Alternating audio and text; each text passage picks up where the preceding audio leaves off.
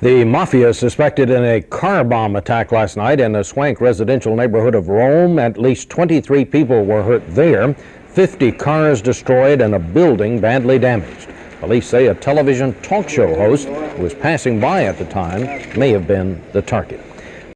Italian officials are investigating the latest in a series of terrorist attacks. Alan Pizzi reports on the deadly bombings of historic sites in Rome and Milan. The first explosion, a huge car bomb near the cathedral in central Milan, Italy's industrial and financial heart, killed 5 people, including 3 firemen. An anonymous tip lured firefighters to the scene, and then the car exploded. Barely an hour later, 2 more blasts rocked central Rome. 1 man was injured when an apparent car bomb went off at the rear of the church of San Giovanni Lateran, the official church of the Pope in Rome. Moments later, another explosion rocked the tourist area near the Circus Maximus, scene of ancient Roman chariot races. There were a number of injuries, but no deaths.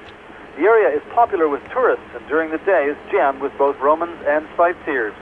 The Minister of Culture called the blast an attack on Italy's cultural heritage. A group calling itself Armed Phalange claimed responsibility for the attacks. The shadowy right-wing group has done the same with previous explosions, but police discount them as a real force, pointing out that the organization, if it really exists, only calls in after terrorist acts have been reported by the media.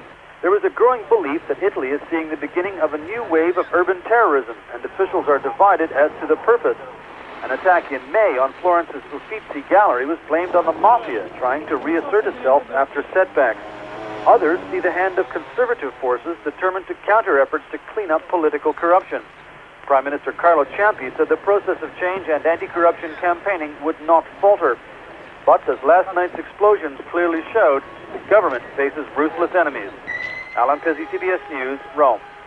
Apparent bomb explosion blasted the heart of Florence, Italy early this morning, killing at least a half a dozen people. And as Alan Pizzi reports, it damaged one of the world's most famous museums. The blast was originally thought to have been caused by leaking natural gas, but the head of the local civil defense said a car bomb could not be ruled out. A small Fiat car was reportedly destroyed in the blast, leading to bomb speculation. At least 6 people were killed in the explosion, which happened just after midnight local time. Officials said a strong smell of gas hung over the scene. Among the dead were an 8-year-old girl and a 9-month-old baby. The entire family of a security guard from the nearby Uffizi gallery was killed.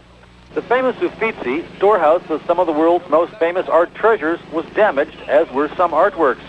Officials said parts of the gallery might have to be closed.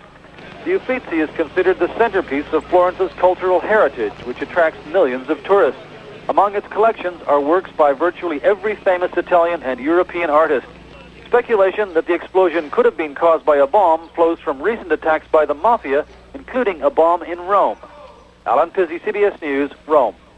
In Florence, Italy, rubble is being cleared and art experts are hard at work 3 days after the car bombing of the famed Uffizi gallery. Bill McLaughlin reports on the continuing impact of the disaster. Italy is still reeling from the political and emotional aftermath of last week's huge bomb blast in Florence. Hundreds of volunteers pitched in to sift through the rubble at the Georgofili Academy, one of the world's largest collections of books on agriculture. The Italian government has come up with a $20 million emergency fund to help with the recovery. Some of the money will go for restoration work at the Uffizi Museum. The director said, thanks to a miracle, most of the artwork survived unscathed. This weekend, there was an emotional funeral for 4 of the 6 people killed by the blast, a couple and their 2 young girls. Italy's government had offered a state funeral, but the victim's family refused and barred government officials from the service. Investigators are increasingly convinced that the bomb was the work of the Mafia. They say it was almost identical to a blast earlier this month in Rome that targeted the apartment of a journalist prominent in the anti-Mafia crusade. Italians determined to break the Mafia's power in Italy are planning more demonstrations like this one, but most admit it will take more than peaceful protests to break the Mafia's stranglehold. Bill McLaughlin, CBS News, London.